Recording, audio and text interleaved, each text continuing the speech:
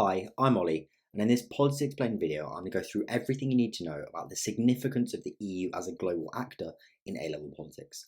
I'm going to start by having a look at the parts of the specification this video covers, and some key 12 markers and 30 markers you can use this content for in the exam.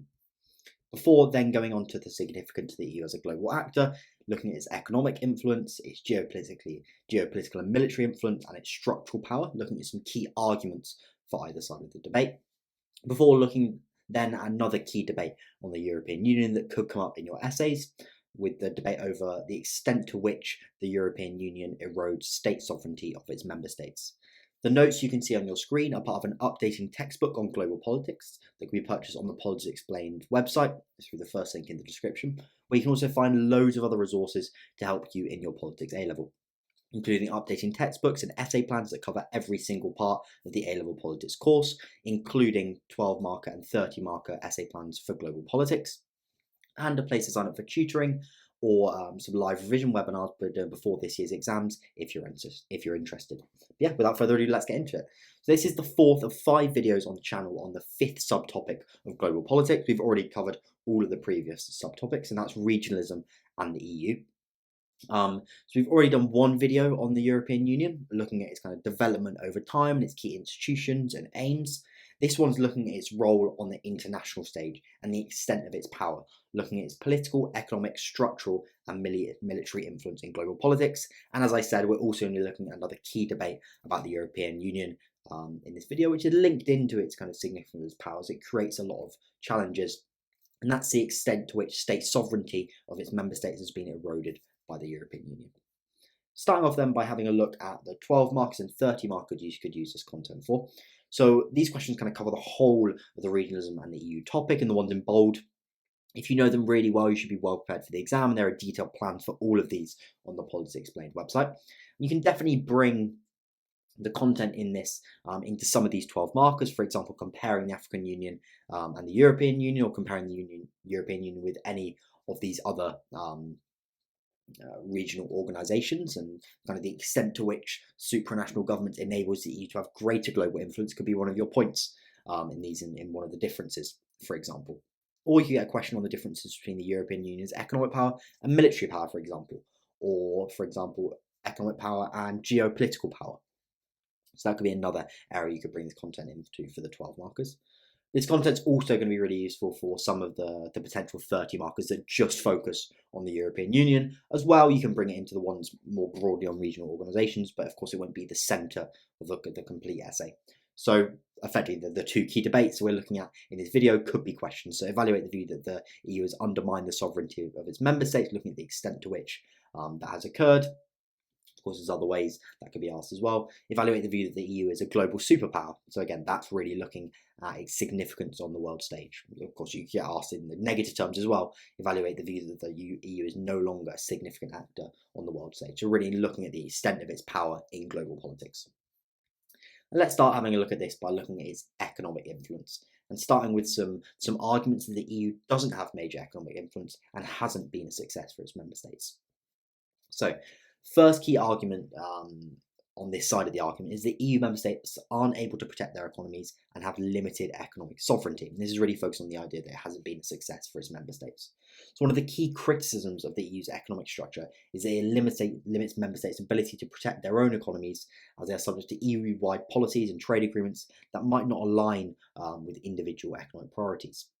So by pooling authority and control into supranational institutions over trade and competition policy, EU member states have sacrificed a lot of economic sovereignty, leaving them unable to fully control tariffs, subsidies, or other protections for domestic industries.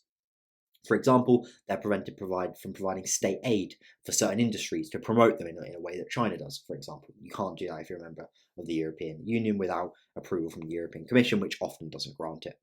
And that can hurt countries with struggling sectors, such as Italy, which has struggling automotive and steel industries and may have wished to support them in the context of global competition. However, they're unable to, and that's led to continued harm for those sectors and, of course, jobs as well. So that is seen as a lack of success and a lack of benefit of the EU for its member state.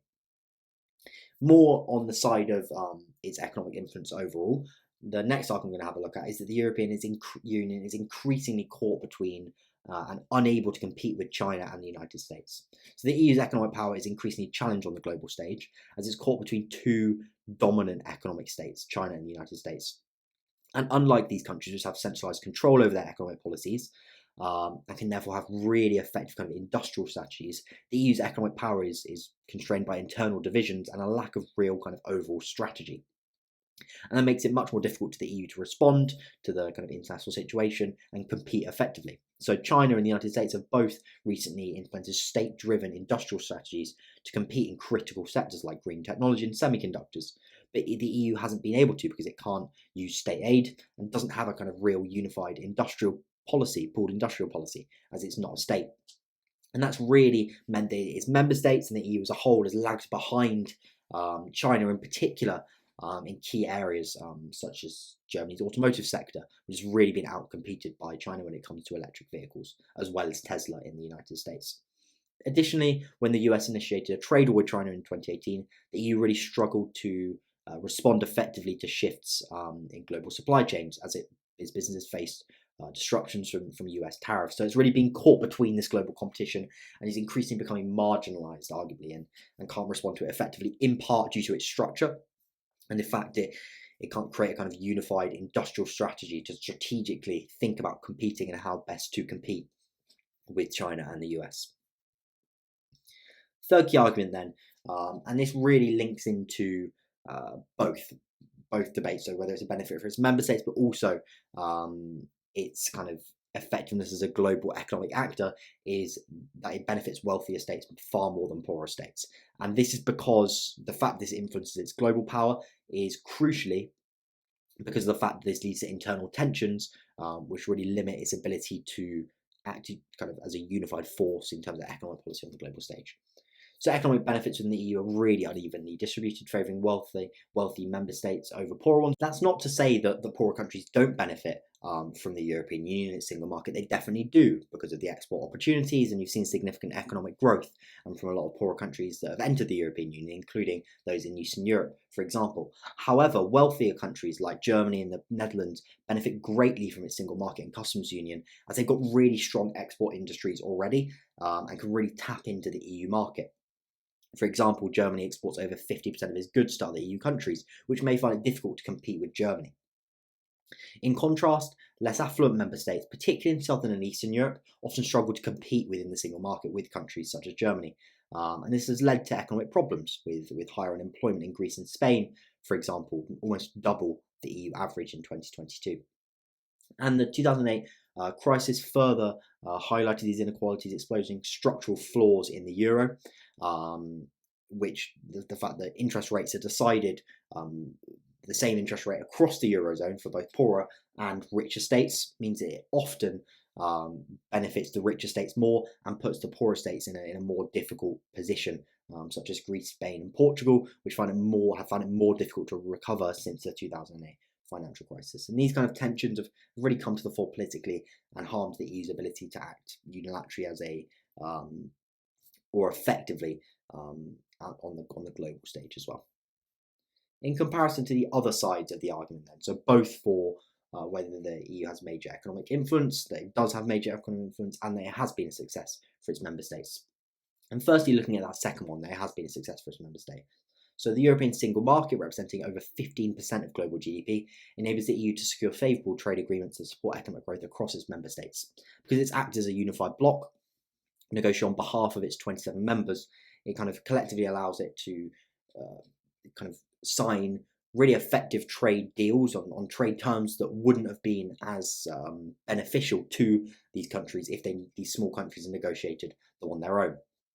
For example, the EU-Canada Comprehensive Economic and Trade Agreement eliminated tariffs on 98% of goods traded between the two regions, and the EU is able to kind of use its kind of real leverage to negotiate really effective trade terms. These bolster GDP and support jobs, with estimates indicating that over 36 million jobs in the EU are directly dependent on exports to non-EU countries. And they provide really critical opportunities for EU member states.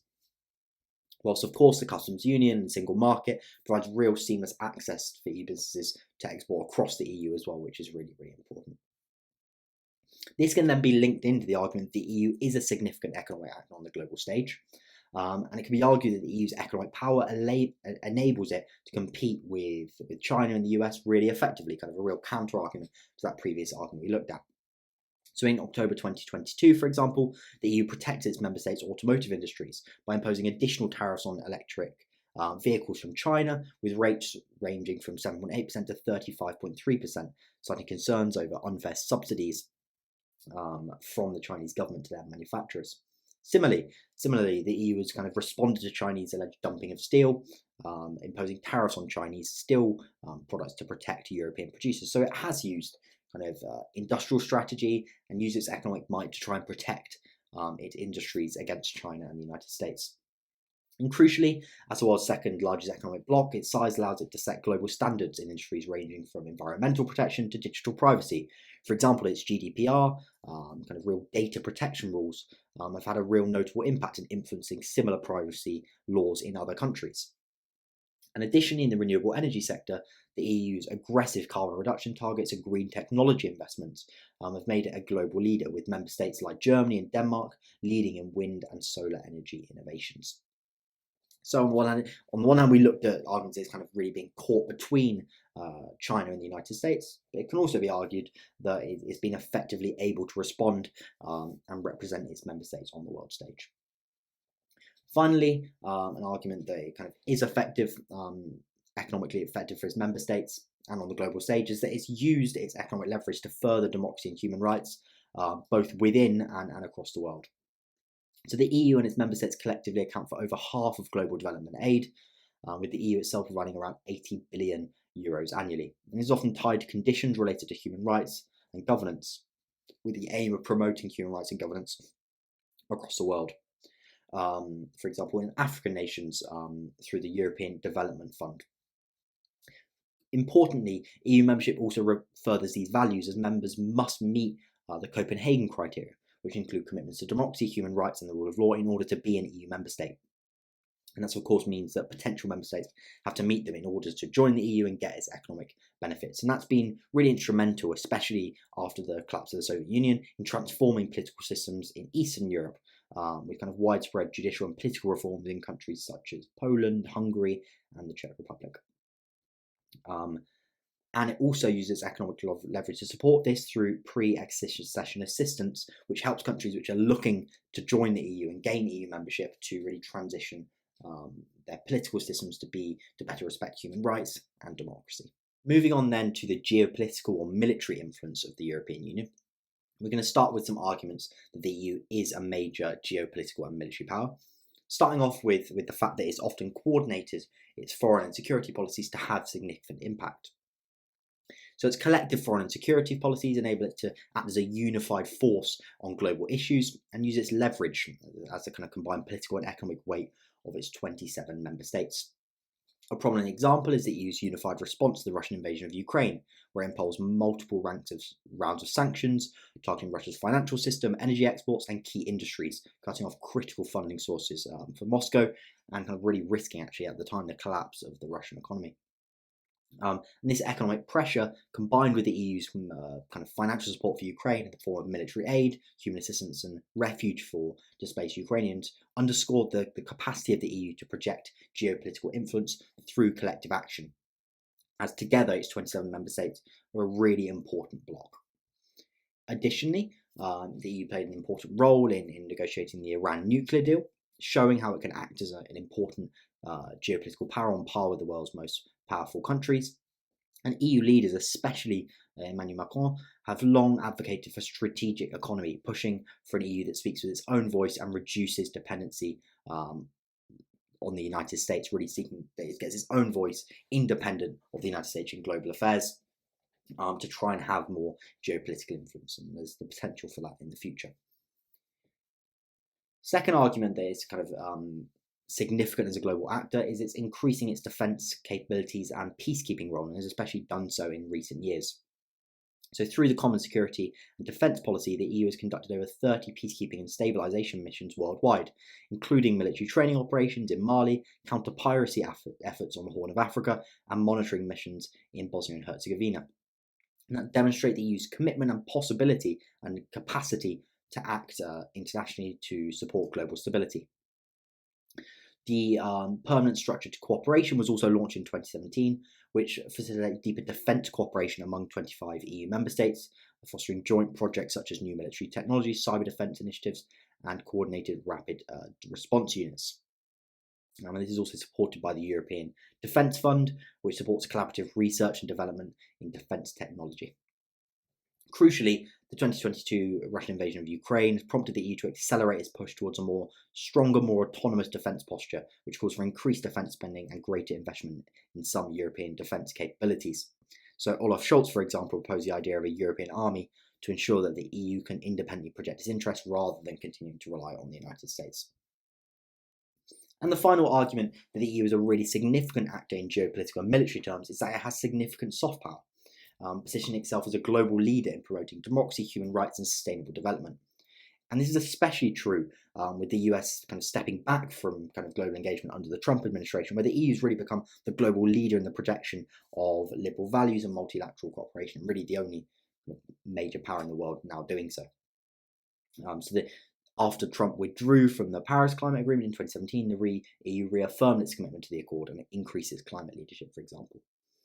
As we mentioned, when looking at economics as well, it accounts for over 50% of global development aid, and it does so to try and promote poverty alleviation, but also governance reforms and shifts towards democracy and human rights promotion. And it has a really extensive diplomatic network worldwide as well. So there's some key arguments that the EU is kind of a significant global actor. Moving on then on the other side to the argument that it isn't a major geopolitical and military power, is that firstly, the most important one is that it lacks a centralised military force, and this leaves it completely dependent on NATO for security and defence. So a significant constraint is that it lacks a unified centralised military force, and as a result, it's very reliant on NATO and the United States. Whilst it's developed the common security and defence policy, these initiatives lack the rapid deployment capabilities and firepower required to respond effectively to major crises, and there's no EU army. And that limits its ability to independently deploy military power, and limits its kind of real role as a global security actor. So, for example, this can be seen in the fact that in the 1990s, during the wars in Bosnia and Kosovo, which were in Europe, the EU was unable to mobilise unified military response, and instead it was really led by NATO. And crucially, since the Russian invasion of Ukraine, the EU has played a supportive role by imposing sanctions and providing economic and humanitarian aid, but it remains dependent on NATO for deterrence and defence of Eastern Europe. So the EU really isn't a military or security actor. NATO is, and that's of course dominated by the United States. Crucially, another argument that the EU isn't a significant global actor, especially geopolitically, is that divisions between its member states prevent it from having a unified stance on global issues. So member states have diverse interests and priorities in foreign policy, which can lead to stark disagreement on how to approach global issues, particularly as a lot of its foreign policy, its key foreign policy institutions, including the European Council and the Common Security and Defence Policy, or Common Foreign Security Policy, I think, are intergovernmental institutions where every country can have a veto. So, for example, during the war on terror, EU member states took opposing stances, with the UK and Poland joining the US-led coalition in Iraq, whilst Germany and France strongly opposed the intervention. That prevented the EU from acting in a unified way as a global actor, as an actor on the global stage, to really assert its voice, because of those divisions within member states. These divisions have also really appeared more recently in response to crises such as the migrant crisis, with member states disagreeing on how to distribute refugees, with countries like Germany initially opening their borders, with others really opposing it, such as Hungary, and rejecting EU-mandated quotas. And you've seen also divisions more recently in relation to the central geopolitical competition in the world, which is between China and the United States, with some countries in the European Union joining China's Belt and Road Initiative, trying to get the economic benefits as a result, whilst others, including France, advocate for a tougher stance due to human rights concerns. And crucially, these internal rifts and divisions prevent the EU establishing a strong, unified voice on the global stage, really demonstrating how it has limited effectiveness as a geopolitical actor because it's a regional organisation, whilst countries like China and the United States, as their countries, they're not regional organizations, are able to be a lot more effective as they have more decisive decision making and kind of clear strategy. Final key argument is that the EU lacks hard power and is therefore much less powerful than the United States or China. Unlike the United States, which has the world's most powerful military, or China, which is expanding its military presence globally, the EU lacks independent military strength to project power beyond its borders. That's especially apparent in high-stakes geopolitical areas like the South China Sea, where the EU's diplomatic appeals and soft power don't really matter. They're overshadowed by US and Chinese military maneuvers. His efforts to respond to the US-China rivalry has been hampered by internal debates on whether to align more closely with Washington or pursue a more balanced stance, with France and Germany expressing concerns over being overly dependent. However, Eastern European countries, particularly those bordering Russia, generally support closer alignment with the United States as they fear Russian aggression. And this has led it to struggle to kind of carve out a coherent geopolitical position, and its absence of military force and hesitancy in defining a firm stance in the US-China competition have weakened its overall global influence. And that's irrespective, that kind of outweighs its kind of soft power that we talked about in its advantages. The final key type of power we're going to have a look at then is structural power. And this is obviously also really important to bring into its significance as a global actor. On the one hand, it can be argued that it has significant structural power in trade and regulation. So as the kind of world's largest trade bloc, it often acts as a regulatory superpower. It's the world's largest single market, and it leverages its economic size to set global standards in areas such as environmental protection, consumer safety, and data privacy. This is often referred to as the Brussels effect, which is when multinational companies and even other countries adapt their practices to comply with the EU regulations as they want to maintain the ability to kind of export into the European Union. A prime example is the EU's General Data Protection Regulation, which has set an international standard for data privacy in countries like Japan and Brazil, who adopted similar privacy laws in response to it, to try and kind of align them with their regulations so that they're better able to export and import from the European Union. Additionally, the EU plays a key role in the WTO, where its collective weight allows it to negotiate and advocate for fair trade practices and high standards. It also plays a significant role in a number of international governmental organisations, including the G7, IMF, and World Health organisations, where it can use its economic power to influence policies on and international responses to financial stability or climate change, for example. As a prominent G7 and G20 member, it also kind of represents its collective economic interests and works closely with other global powers. Now, of course, also kind of holds substantial structural power over its own member states through EU laws and directives, where member states are bound by EU standards and policies. On the other hand, though, there's of course the argument that the EU has limited structural power. Firstly, it's dependent on its member states to make and enforce decisions. So while the EU can create policies, its implementation relies heavily on member states, leading to inconsistencies in its enforcement. And tensions over sovereignty have really intensified over foreign and defence policy in particular, where member states hold divergent views. So some advocate for increased EU defence autonomy, whilst others, such as Poland and the Baltics, are reluctant to reduce reliance on NATO. And finally, in the face of geopolitical challenges like migration and relations with powers such as Russia and China, these internal divisions are really limiting the EU's capacity to act cohesively, diminishing its structural power and making it heavily dependent on member state cooperation. This really shows how divisions between member states and the fact it's a regional organisation limit its structural power and ability to respond to global crises. Finally, it can be argued that it has limited influence in some international governmental organisations. So it participates in the UN and has observer status in some UN bodies, but lacks a permanent seat on the UN Security Council, for example. And in terms of defence, its reliance on NATO means it has limited capacity to act independently in global security matters. So yeah, that was a key debate over whether the EU is a significant global actor, and we looked also at some kind of whether it has benefits or not for its member states, specifically look at the economic side. There is some crossover, of course, between those elements of power, but if you got this question, you could use those three kind of factors: structural power, geopolitical and military power, and economic power as the three paragraphs. And of course, you need to cut out some of the points, but that could form the basis of a really good essay, as I actually do put together in one of the essay plans on the on global politics on the Politics Explained website. What we're going to have a look at now is a final debate. This isn't on the significance of EU as a global actor, but it's another key one you could get asked about. And that's the extent to which state sovereignty has been eroded by the European Union. I'm going to look at three key arguments on either side. So firstly, the argument that EU membership does erode state sovereignty, and that's the supremacy of EU law over national law. So the principle of EU law supremacy means that in cases of conflict, if a national law contradicts European law, the EU law takes precedence, and the member state has to effectively remove that national law, because EU law is effectively higher law. And that affects various policy areas, including competition law, trade, environmental standards, and consumer protection, where EU regulations must be adopted. For example, EU environmental directives set binding targets for emissions and renewable energy that member states must meet. And similarly, GDPR governs data privacy that must be adopted across EU member states. And the supremacy of EU is enforced by the European Court of Justice and reduces member states' legislative autonomy, requiring them to align with EU standards in areas critical to national economies.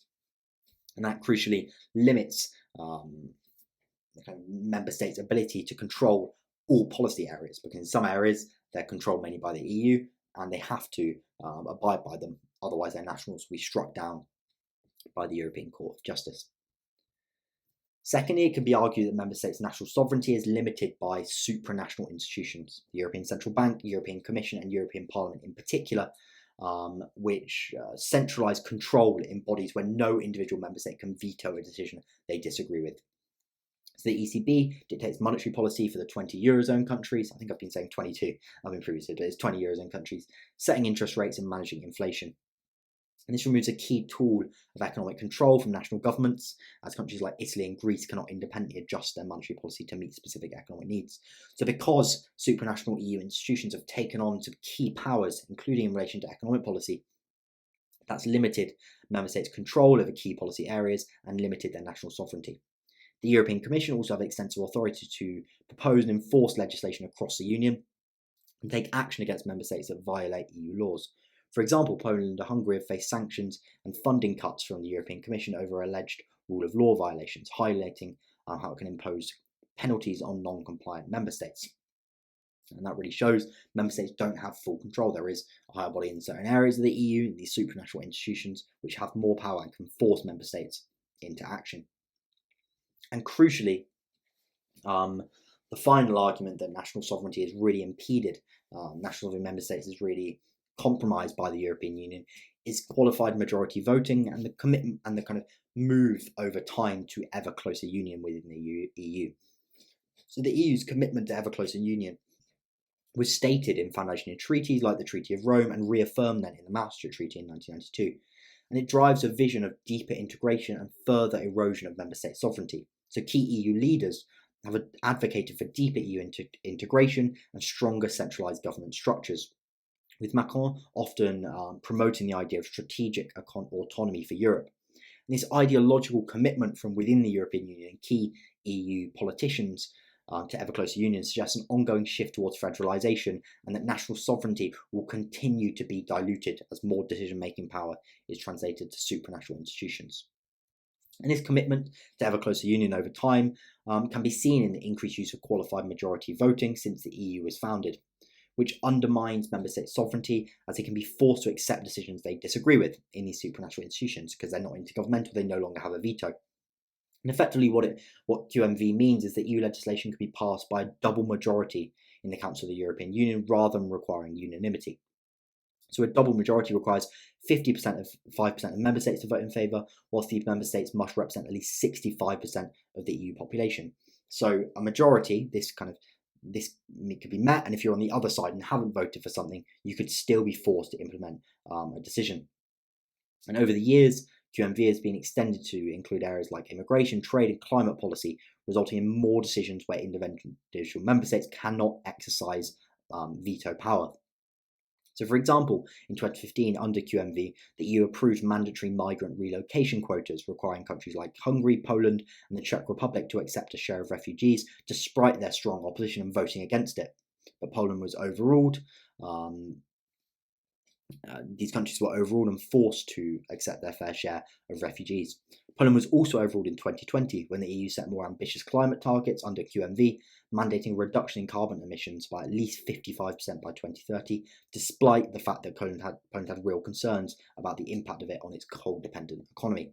So, kind of effectively, there's a close to the move towards ever closer union throughout the history of the European Union, and it looks like it will be exactly the same in the future. And as there's more and more qualified majority voting, states are being forced to do things that they oppose as governments.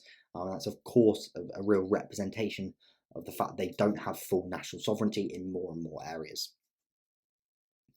On the other hand, though, we have some arguments that the EU membership doesn't erode state sovereignty. Firstly, member states retain key control over areas of policy and can secure opt-outs. So the EU does have influence in various areas, but member states still maintain full control over a lot of areas, really important ones, including national defence, health, education, and taxation, where the EU can't decide a policy without agreement from all member states, so it's intergovernmental in these areas. Each country's military remains fully under national control, with no EU army, and in education, for example, member states set their own curriculums and funding levels. Additionally, member states can negotiate opt-outs from certain EU policies. So Denmark opted out of the euro and continues to use the Danish krone, preserving its independent monetary policy. Whilst Ireland, for example, has opt-outs from parts of the justice and home affairs policy, maintaining greater control of its legal system and immigration policies.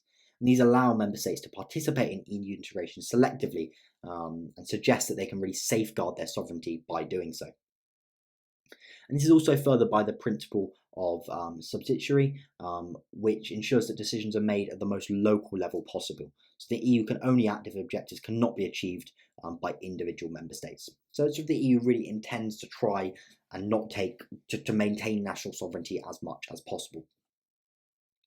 Crucially, it must also be recognised that the most powerful EU institutions are intergovernmental. So it has significant supranational institutions, but the European Council is by far the most important EU institution, comprising of the heads of state from each member state, and it kind of makes the key decisions for the European Union, including the development of the European Union and decisions in relation to foreign relations and security. For example, it played a key role in response to the COVID-19 pandemic and 2008 financial crisis, and decisions require unanimity in almost all cases, meaning that every country has a veto in areas that could deeply impact national sovereignty, such as tax policies or constitutional matters. So that really means that because there's these intergovernmental institutions, that includes the Council of Ministers as well, member states retain kind of a lot of control over the most important areas of policy and can veto policies they disagree with. And two final arguments. The first one is that pooled sovereignty enhances the overall influence of member states. This is the key argument that yes, member states lose some complete control over some areas of policy, but by pooling their sovereignty together with other member states, they're given much greater overall influence in the world.